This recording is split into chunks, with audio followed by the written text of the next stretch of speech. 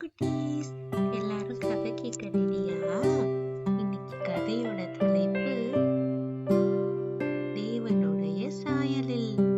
இன்னைக்கான மனப்பாட வசனம்: தேவன் தம்முடைய சாயலாக மனுஷனை சிருஷ்டித்தார். அவனை தேவ சாயலாகவே சிருஷ்டித்தார். ஆணும் பெண்ணுமாக அவர்களை சிருஷ்டித்தார். ஆதியாகமம் 1:27. இன்னைக்கு பாடத்துல இருந்து நம்ம என்ன தெரிஞ்சுக்கிறோம்னா, ஆண்டவர் நம்மள அன்பான பரிசுகளால சூழ்ந்து இருக்கிறாரு. என்னைக்காவது நீங்க மூச்சு விடும்போது என்ன நடக்குதுன்னு யோசித்து பார்த்திருக்கீங்களா? ஆண்டவர் எல்லா படைப்புகளை காட்டிலும் மனுஷனை வித்தியாசமான ஆச்சரியமான முறையில படைச்சிருக்கிறாரு. 6 நாள்ல சூரியன், சந்திரன், செடிகள், பறவைகள், மீன்கள், மிருகங்கள் எல்லாத்தையும் அவர் படைச்சாரு. எல்லாமே பார்க்கறதுக்கு ரொம்ப நல்லா இருந்துச்சு. ஆனா இதெல்லாம் யாரு பார்த்துக்குவாங்க? இதெல்லாம் யார் என்ஜாய் பண்ணுவாங்க அப்படின்னு நினைச்சாரு.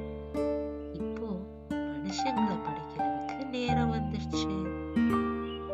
செடி கொடிகளை விட வித்தியாசமானவங்களா மனுஷங்க இருப்பாங்க. ஏன்னா ஆண்டவர் அவங்கள அவருடைய சாயலாகவே படைக்கணும்னு ஆசைப்பட்டாரு. அதோட இந்த உலகத்துல படைச்ச எல்லாத்தையும் அவங்க ஆளுகை செய்யணும்னு ஆசைப்பட்டாரு. ஆண்டவர் முதல் மனுஷனை மண்ணால செஞ்சாரு. அழகான ஒரு உருவத்தை மண்ணெடுத்து அவரு அங்க உருவாக்குனாரு. எல்லாம் செஞ்சு முடிச்சதுக்கு அப்புறம் உருவத்தோட மூக்குல அவரு ஊதினாரு.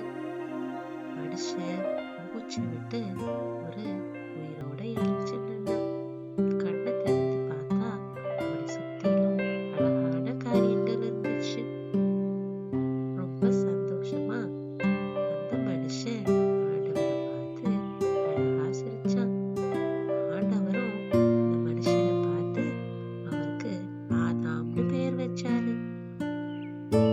அன்னைக்கு நிறைய காரியங்கள் அவங்க செய்ய வேண்டி இருந்துச்சு. ஆண்டவர் அவர் படிச்ச எல்லாத்தையும் ஆதாம் கிட்ட கூட்டிட்டு வந்தாரு. ஆதாம் அது எல்லாத்துக்கும் பேர் வச்சாரு.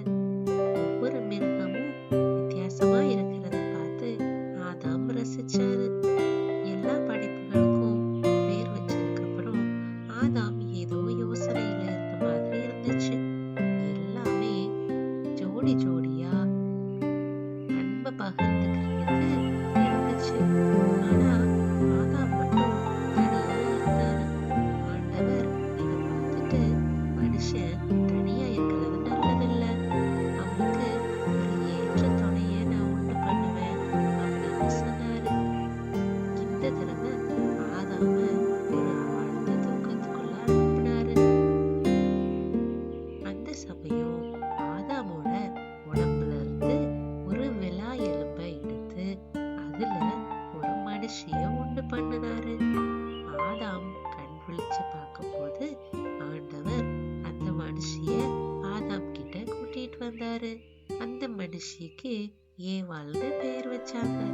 அந்த நாள் இப்போ முழுமையா இருந்துச்சு. ஆண்டவர் படைச்ச எல்லாத்தையும் அவர் பார்த்தாரு.